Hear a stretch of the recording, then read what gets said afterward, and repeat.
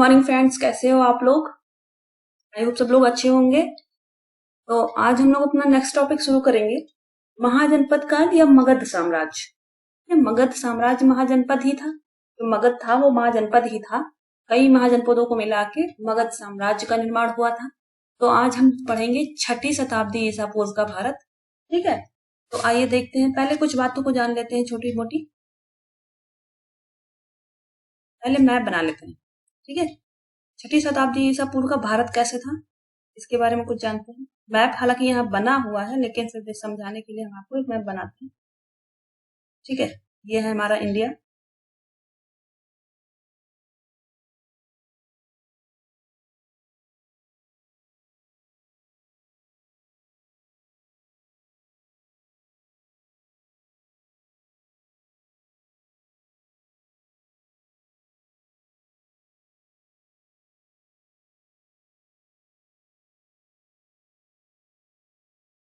जैसे भी बंद गंदा समझो दांत लग रहा है इधर का।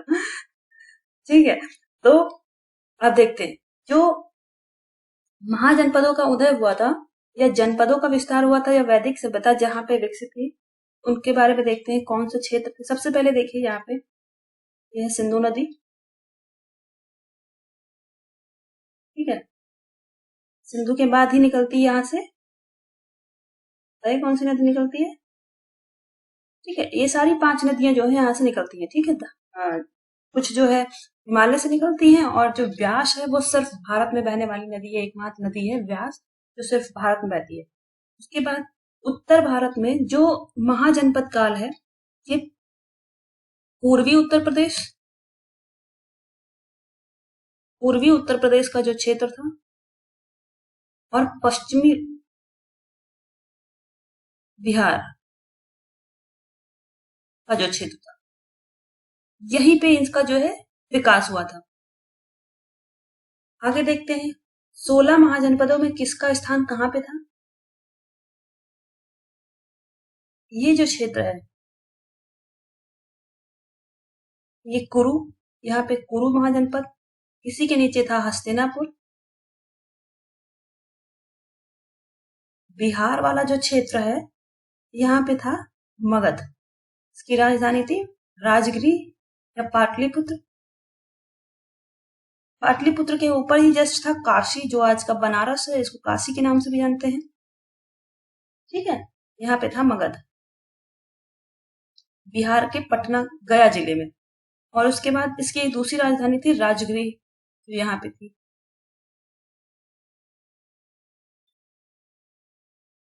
इधर था वत्स, मध्य प्रदेश का कुछ क्षेत्र लेके। ठीक है, राजस्थान और मध्य प्रदेश का जो क्षेत्र है, वहां के आसपास जो था अवंती। उसके बाद मथुरा जहाँ पे है आज का, वो तो मथुरा आप सब लोग जानते हैं। ठीक है, यहीं से निकलती थी यमुना नदी, उत्तराखंड के बंदरपुर से काशी यानी बनारस इलाहाबाद के पास। और पांचालों की राजधानी कहाँ थी, उत्तराखंड में पांचाल। तो ऐसे करके 16 महाजनपद जो है, ये सारे उत्तर प्रदेश बिहार के क्षेत्रों में इनका विस्तार था। ठीक है, अब आप सोच रहे होंगे कि आखिर महाजनपद का उदय कैसे हुआ। पहले तो जो वैदिक सभ्यता थी वो कबीलाई समाज था, तो ये महाजनपद कैसे बनने लगे। तो इनके बारे में कुछ बता दें हम आपको कि जो वैदिक सभ्यता थी, ये सप्त सिंधु प्रदेश में इसका विकास हुआ था। ठीक है, विकसित हुई थी। सप्त सिंधु प्रदेश में 7 नदियां थी। ठीक, अब नदियां जहां पे होंगी वहां उपजाऊ मिट्टी होगी। ठीक है, उपजाऊ मिट्टी, ये जलोढ़ मिट्टी जो उत्तर भारत में आज भी देखने को मिलती है। उसके बाद जब उपजाऊ मिट्टी होगी तो ये लोग कृषि करेंगे। ठीक है, कृषि कार्य बहुत उन्नत हो जाएगा। कृषि करेंगे तो उपज ज्यादा होगी। उपज होगी तो जितना इनको जरूरत होगी खाने के लिए या उपभोग के लिए, उपभोग के बाद जो बचा होगा उसको ये लोग संचित करेंगे। ठीक है, अब आपको बता दें कि यहीं पे लोहे का विकास हो गया था। कहाँ पे, जो पूर्वी भारत का क्षेत्र है, नहीं सॉरी, पूर्वी उत्तर प्रदेश और बिहार, पश्चिमी बिहार का जो क्षेत्र था, यहाँ पे लोहे की खोज हो गई थी।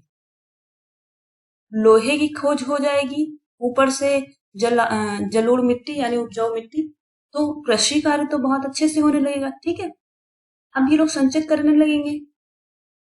संचित जब करने लगेंगे तो कुछ आधा जो बेचेंगे, और जिससे क्या होगा, आर्थिक परिवर्तन काफी तेजी से होने लगेगा।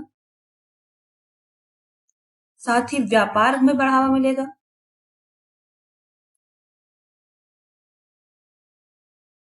आपने पढ़ा है कि उत्तर वैदिक काल में ये लोग बाहर भी व्यापार करने लगे थे। ठीक है, बाहरी देशों से। उसके बाद व्यापार वाणिज्य में बढ़ावा मिलेगा। आगे देखिए, व्यापार वाणिज्य में बढ़ावा मिलेगा, साथ ही ये जो अपने अनाजों को संचित करके रखेंगे एक जगह, तो अब ये लोग पहले तो जब कृषि कार्य करने लगेंगे, तो कृषि करने के लिए ऐसा तो है नहीं कि 2 दिन में कहीं पे भी अनाज उपज हो गई और उसके बाद फिर ये लोग वहां से चल देंगे अलग। इनको कुछ वहां पे रुक के रहना पड़ेगा ना, तो स्थायी जीवन का यहाँ पे स्थायी जीवन की शुरुआत होती है। ठीक है, साथ ही जब ये लोग अनाजों को संचित करके रखेंगे, तो इनके संरक्षण की भी किसी को जरूरत पड़ेगी, जिससे चोरी और लूट का डर ना रहे। इनको संरक्षण की जरूरत पड़ेगी। तो यहाँ पे साथ ही कुछ लोग ऐसे होंगे समाज में जिनके पास ज्यादा अनाज होगा। ठीक है, वहीं कुछ लोग ऐसे होंगे जिनके पास जो है अनाज की कमी होगी। तो समाज में, प्रत्येक समाज में विभिन्नता देखने को मिलती है। कहीं कहीं किसी के पास क्या कहते हैं, कुछ लोग होते हैं जिनके पास ज्यादा धन होता है, जिनके पास कुछ लोगों के पास कम धन होता है। जिनके पास ज्यादा धन होगा उनको खुद भी एक संरक्षण की जरूरत होगी। तो यहीं से लोहे का जो प्रयोग हुआ था, लोहे के प्रयोग से ही क्षत्रिय वर्ग उभर के आएगा। ठीक है, क्षत्रिय वर्ग के वर्चस्व में वृद्धि हो जाएगी, जिससे कबीलाई जीवन जो है, वैदिक काल का, उत्तर वैदिक काल का जो कबीलाई जीवन था, ये समाप्त होने लगेगा। अब क्षत्रिय वर्ग के में वृद्धि होगी, तो ये लोग, जब इनके पास शक्ति आ जाएगी, तो ये लोग क्षेत्र जीतना प्रारंभ कर देंगे, अपने साम्राज्य का विस्तार करने लगेंगे। ठीक है, जिसके पास शक्ति होती है उसी के पास सत्ता होती है, आप लोगों ने पढ़ा है। ठीक है, तो ये लोग अब क्षेत्र जीतने लगेंगे, युद्ध वगैरह करने लगेंगे। ठीक, जिससे कबीलाई जीवन समाप्त होगा, और क्षेत्रों को जीत के ये लोग अपने क्षेत्र में मिलाएंगे, जिससे बड़े बड़े क्षेत्रों का निर्माण होगा। ठीक है, साथ ही जो अब जो लोग जहां पे रहने लगते हैं, वहां पे उनको जो है उस स्थान से उनको प्रेम हो जाता है, क्योंकि भाई वहीं पे उनकी खेती है, वहीं पे उनके पशु हैं, वहीं पे उनका परिवार है। तो एक क्षेत्रीय भावना का विकास होने लगेगा।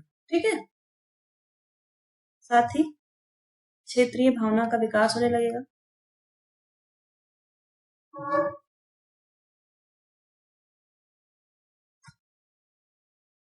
इस प्रकार जो जनपद थे वो महाजनपदों में परिवर्तित होने लगे। जनपद महाजनपदों में परिवर्तित होने लगे। ठीक है, इसी प्रकार महाजनपदों का निर्माण होता है, जिसमें से कुछ की अगर बात करें तो कुछ महाजनपद थे जो काफी शक्तिशाली थे, वहीं कुछ थे जो उतने शक्तिशाली नहीं थे। जैसे देखते हैं,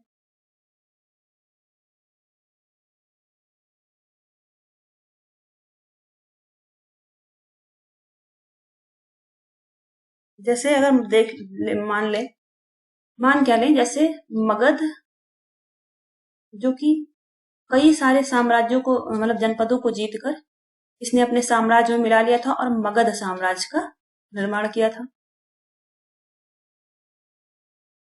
उसके साथ ही वत्स था, और कौशल देश।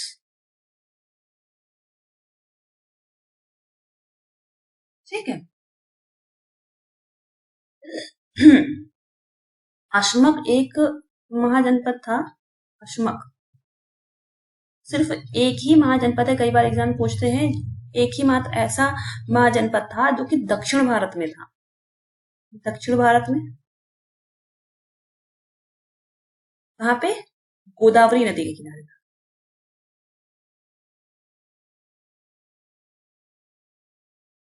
ठीक है, गोदावरी नदी के किनारे था अस्मक। वज्जी की अगर बात करें, वज्जी और मल्ल, ये दो ऐसे महाजनपद थे जो गणतंत्रात्मक व्यवस्था थी यहाँ पे। कैसी व्यवस्था थी? लोकतंत्र था। ये यानी गणतंत्र। देखते हैं।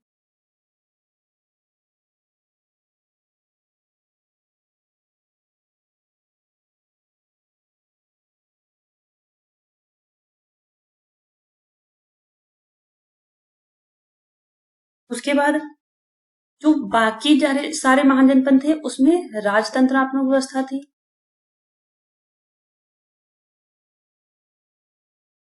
ठीक है,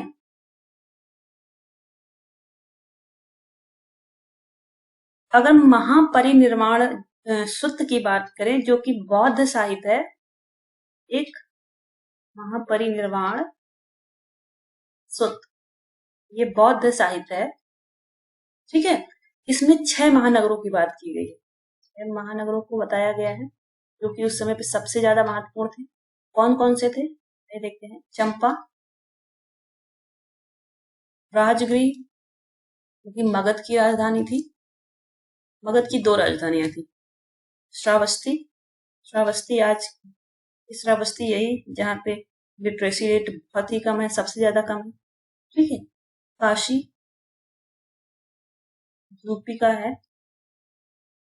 और कौशाम्बी।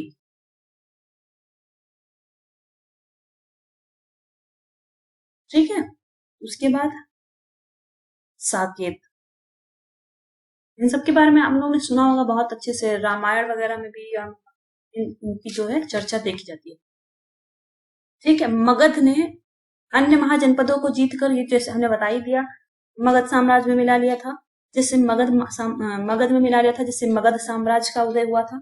अगर वैशाली की लिच्छवी की बात करें, वैशाली का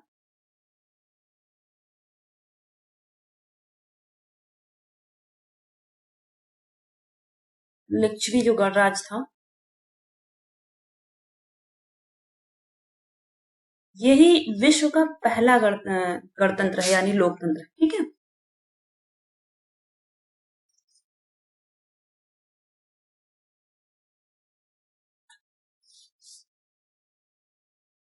हाँ, पहला लोकतंत्र यानी गणतंत्र है। ठीक, इतनी बातें आपको ध्यान रखनी है मोटी मोटी, और ये सारी बातें बहुत ही इंपॉर्टेंट है। उसके बाद हम अपना चैप्टर शुरू करेंगे।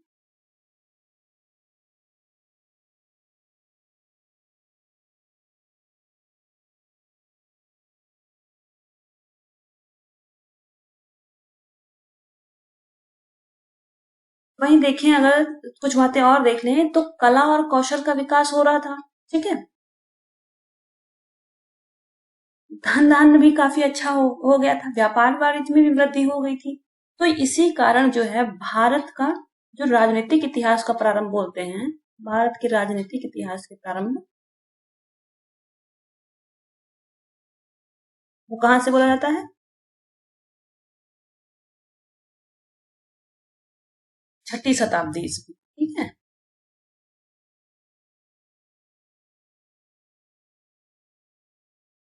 ईसा पूर्व, सॉरी, ईसा पूर्व से ही भारत के राजनीतिक इतिहास का प्रारंभ माना जाता है। अब आइए देखते हैं अपना टॉपिक। महाजनपद काल का प्राचीन भारत में राज्य या प्रशासनिक इकाइयों को कहते हैं। ठीक है, उत्तर वैदिक काल में कुछ जनपदों का उल्लेख मिलता है। बौद्ध ग्रंथ में भी इसका उल्लेख कई बार हुआ है। महाजनपद काल को कई अन्य नामों, अब बौद्ध जनपद से आप बौद्ध ग्रंथों की बात कर रहे हैं, तो यहाँ बौद्ध का नाम क्यों लिया जा रहा है? क्योंकि इन्हीं महाजनपदों में एक जनपद था जिसमें से जिनके जो वो थे, प्रधान थे, वो भगवान बुद्ध के जो है पिताजी थे। तो इसी वजह से यहाँ पे बौद्ध ग्रंथों, इसी वजह से यहाँ से अभी इन्हीं के बीच में जो है महात्मा बुद्ध का जन्म हो जाता है 6ठी शताब्दी ईसा पूर्व में ही। ठीक है, तो इसी वजह से बोला जा रहा है कि बार बार बौद्ध ग्रंथ बोलते हैं, ठीक है, क्योंकि इसी यहीं पे बौद्ध जो ग्रंथों का है वो भी रचना हुई थी। महाजनपद काल को कई अन्य नामों से भी जाना जाता है, जैसे किन नामों से जाना जाता है? सूत्र काल, बौद्ध युग यानी बुद्ध युग, द्वितीय नगरीकरण की शुरुआत यहीं से हुई, ठीक है। महाजनपद काल को जानने के लिए पुरातात्विक और साहित्यिक दोनों ही स्रोतों का महत्वपूर्ण स्थान है। अगर हम पुरातात्विक स्रोतों की बात करें तो उत्तरी काले पॉलिशदार जो मृदभांड है, अब आपसे एग्जाम में पूछा जाता है कि सबसे पुराना सिक्का कौन सा, तो ये आहत सिक्के थे जिनको पंचमार्क सिक्के भी बोलते थे, चांदी के बने होते थे, ठीक है। 500 ईसा पूर्व के लगभग पुराने सिक्के जो दूसरी शताब्दी ईसा पूर्व तक के प्राप्त हुए हैं, वो भारत में प्रचलित प्राचीन मुद्रा प्रणाली की शुरुआत हुई थी।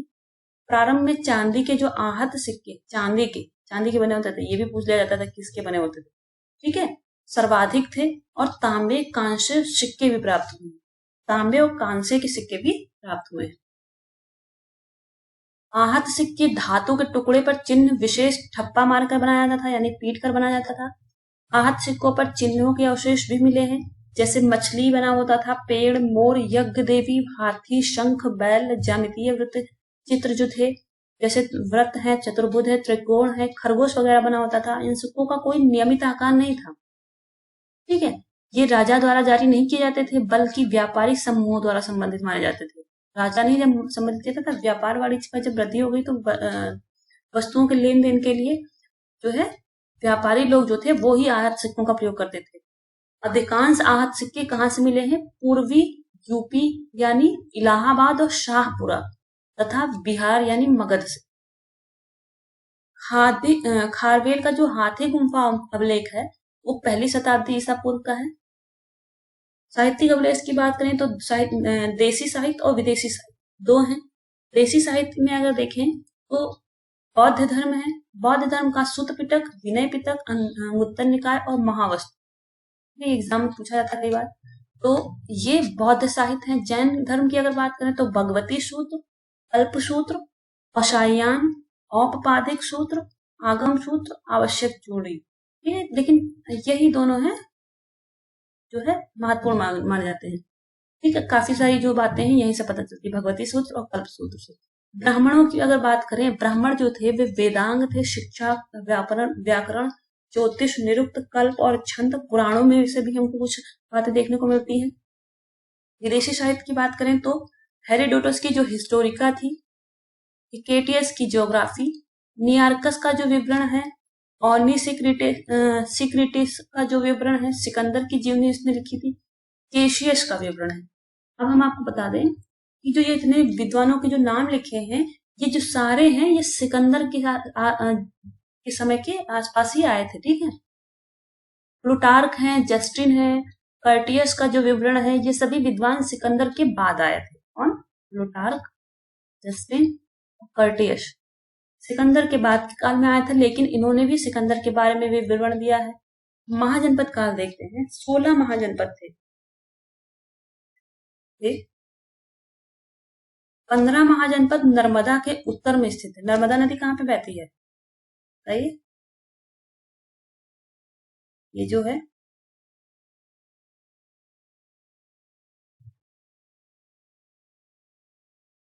गुजरात के नीचे खंभात की खाड़ी की जो क्षेत्र है वहां से, ठीक है।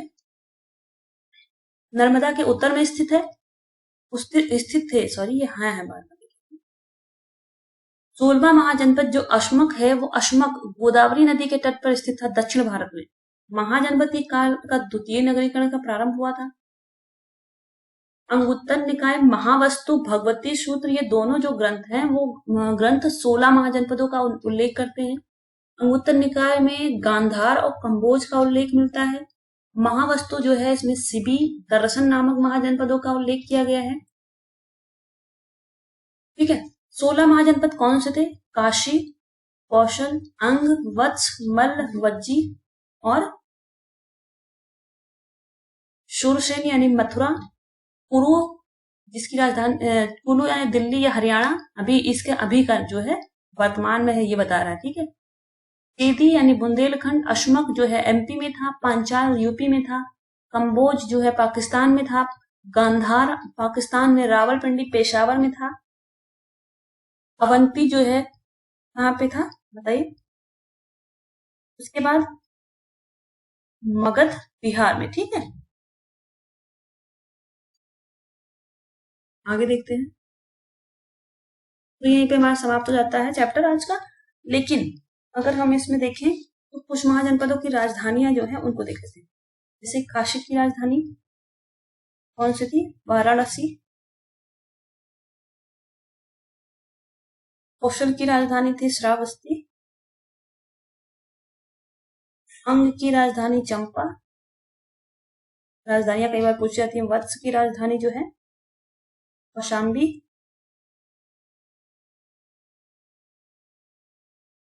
मल्ल की राजधानी है कुशीनगर। गौतम बुद्ध जो थे उनके पिताजी यही मल्ल के जो थे वो प्रधान थे, मल्लगढ़ जनपद के। और वज्जी की राजधानी क्या है? वैशाली।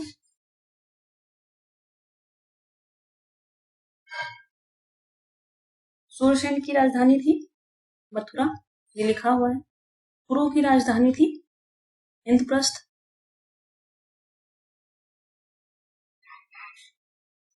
ठीक है, चेदी की क्या राजधानी थी?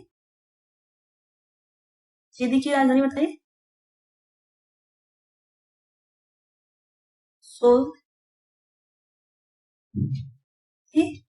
थिवती। सोती थिवती। सोती थिवती। अशमक की राजधानी क्या थी? अशमक की राजधानी कोटली। ठीक है, पांचालों की राजधानी अहिच्छत्र।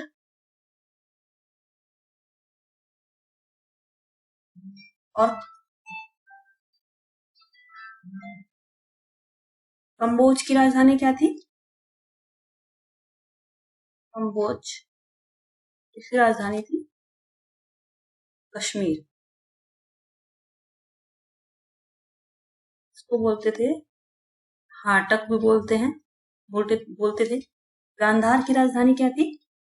सही, तक्षशिला। और मत्स्य की राजधानी क्या थी? ये पूर्वी राजस्थान में एक ही ऐसा जनपद था जो कि पूर्वी राजस्थान में था, मत्स्य। ठीक है, तो इसकी राजधानी विराटनगर। अवंती की राजधानी थी उज्जैनी।